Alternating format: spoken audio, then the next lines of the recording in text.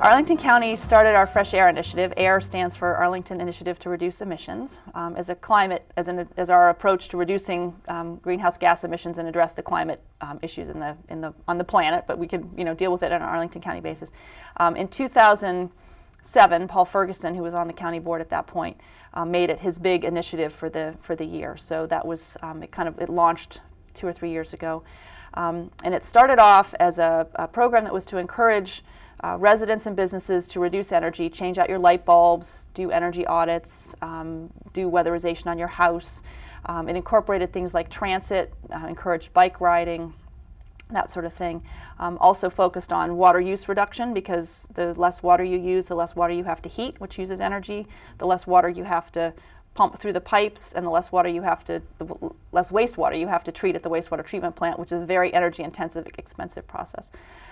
So it is expanded now we include businesses, residents, multifamily tenants, and we're trying very hard to reach all of those three audiences. It's a different approach for each one of them to try to get those energy savings on a day-to-day basis.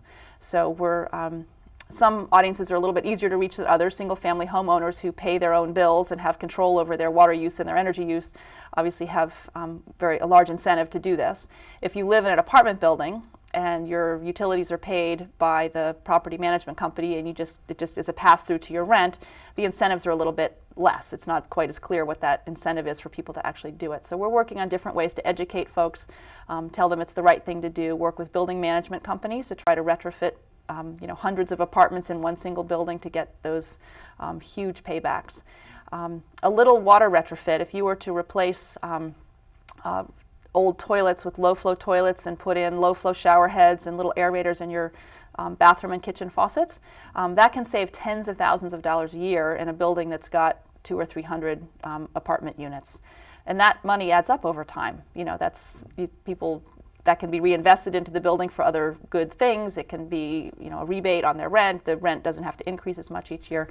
There definitely are economic reasons to do that kind of thing. Paul Ferguson moved on. He's now clerk of the court, and Jay Fassett has kind of taken up the environmental mantle on the board. He's chair of the board this year for 2010, and his big initiative is this energy plan.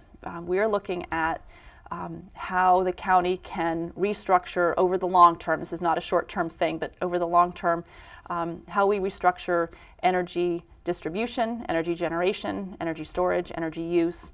Right now, the model is we burn coal at coal-fired power plants 200 miles away. We have nuclear power plants. They transmit the electrons through wires to Arlington County, where we use them in our buildings and that sort of thing. There's an enormous amount of lost energy in that process. All the heat that comes off those plants it's waste. And in the transmission, you lose a lot, so the efficiency of that process is low. The idea would be to reconfigure the infrastructure of the county and hopefully the region. Arlington cannot do this alone. It's much better if it's done on a regional basis. But we're going to start here, looking at different ways to do infrastructure in communities. Crystal City, Roslyn, the Ballston-Roslyn corridor.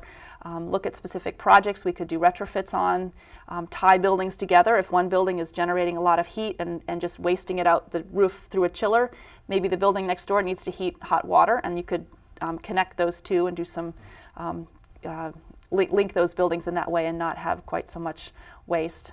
If you can generate energy in place, like on site, through either a natural gas kind of furnace or boiler, solar, wind, there are other ways to do that kind of thing.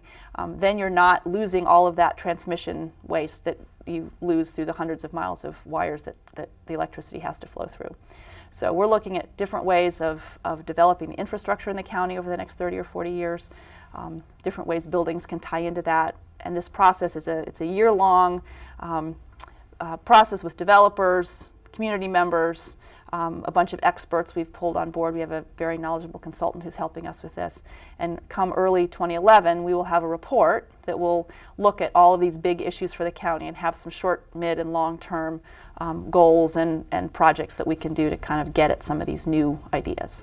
The county, for our own government operations, very early on in the Fresh Air program, we set a goal of reducing emissions from county operations by 10% by 2012 over a 2000 baseline. So all of our vehicle fleet, all the buildings, those are the two big things, trying to reduce energy use by 10%. That has proven not to be easy. I mean, that is hard to do. The county's adding facilities, we add square footage that all needs to be heated and cooled and lit and all of that. So we're doing retrofits across the board on county facilities to achieve that very specific numerical goal.